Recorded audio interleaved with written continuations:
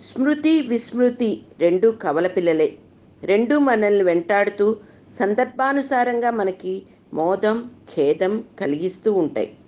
ప్రజారంజకంగా పాలించిన మహానాయకులు తరాలు మారిన ప్రజల హృదయాల్లో ఒక చక్కని స్మృతిగా నిలిచిపోతూ ఉంటారు. తెలుగువాడి వాడిని, మాటల చేతల వేడిని, తెలుగునాడిని పౌరుషాగ్నిని పుణికిపుచ్చుకున్న శ్రీ ఎన్టీఆర్ ఎన్నో కోట్ల తెలుగువారి మదిలో అలాంటి ఒక చక్కని స్మృతిగా సజీవంగా నిలిచిపోయారు. వారిపై ఎన్నో వేల కథనాలు వచ్చినా వారి జీవితాన్ని సమగ్రంగా చిత్రించలేదు. అది సాధ్యం కూడా కాదు. ఎందుకంటే ఏ దశలోనూ రచనకి అందని జీవితం గడిపిన వ్యక్తి, జీవితం మొత్తం పూర్ణత్వం కొరకు పరితపించిన నిరంతర ప్రయాణికుడు ఆయన.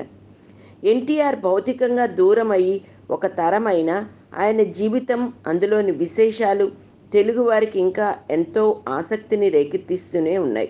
ఈరోజు తెలుగువారు 2 రాష్ట్రాలుగా విడిపోవడం అన్నది ఒక అనివార్యమైన చారిత్రక మజిలీ అయితే, తదనంతర పరిణామాల్లో ఎదుర్కొంటున్న సమస్యల్ని ఎన్టీఆర్ ఎలా ఎదుర్కొనేవారు, తనదైన శైలిలో ఎలాంటి పరిష్కారం చూపించేవారు అన్నదే తెలుగుదేశం పార్టీ అధికారంలో ఉన్న ఆంధ్రప్రదేశ్కి ఉన్న తక్షణ సమస్య. రాజధాని లేకపోవడం అనేది గత 3 సంవత్సరాలుగా అందరూ అనుకుంటున్నదే. రాజధాని నిర్మాణానికి సాయం కావాలి, అద్భుతమైన రాజధాని నిర్మించాలి అని పాలకులు ఎక్కని గడప దిగని గడప లేదు. ఈ విషయానికి అత్యంత ప్రాధాన్యం ఇవ్వటం మనమంతా చూస్తూనే ఉన్నాము. ఈ దిశగా జరిగే ప్రయత్నాలు కేంద్ర ప్రభుత్వం, రాష్ట్ర ప్రభుత్వం ఆశిస్తున్నంత స్థాయిలో సాయం అందించటం లేదు.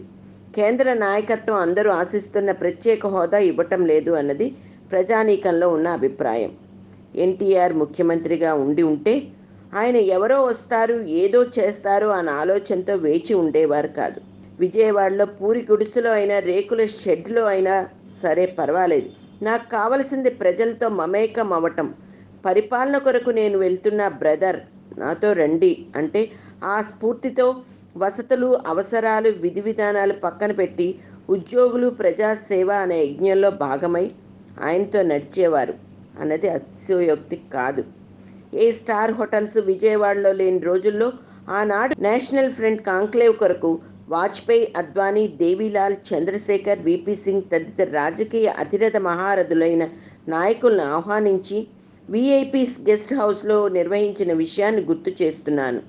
ఎలా చేయాలన్న దానికంటే ఏమి చేయాలి అన్నది ఆయనకి ఎప్పుడు ప్రధానంగా ఉండేది. ఎప్పుడైతే ఆయన ఒక రేకుల షెడ్లో అయినా కూర్చుని తన పరిపాలన సాగిస్తారో, తద్వారా ఏ విధమైన వసతులు లేక ఒక రాష్ట్ర ముఖ్యమంత్రి పరిపాలన కొనసాగించవలసి రావటం అన్నది ఆంధ్ర ప్రజలకు జరిగిన అన్యాయం. వాస్తవ పరిస్థితుల తీవ్రత దేశవ్యాప్తంగా మీడియా, రాజకీయ అధికార వర్గాల దృష్టికి వచ్చేది. అశాస్త్రీయంగా జరిగిన విభజన వైనంపై ఒక తీవ్ర చర్చకి దారితీసేది. కేంద్రంలో అధికారంలో ఉన్న పెద్దలకి పరిష్కారం చూపించవలసిన అగత్యాన్ని సృష్టించేది.